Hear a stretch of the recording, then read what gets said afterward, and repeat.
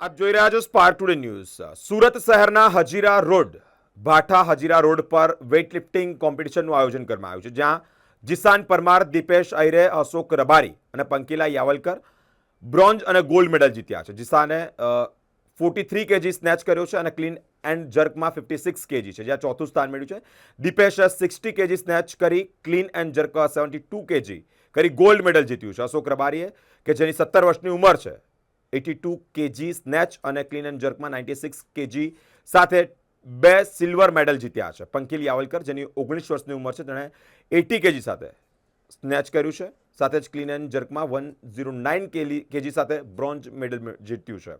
મહેનત, શિસ્ત અને સમર્પણનું એક પરિણામ કે જ્યાં કોચ બાવચા અને ટીમનો ખૂબ ખૂબ આભાર પણ વ્યક્ત કરવામાં આવ્યો છે।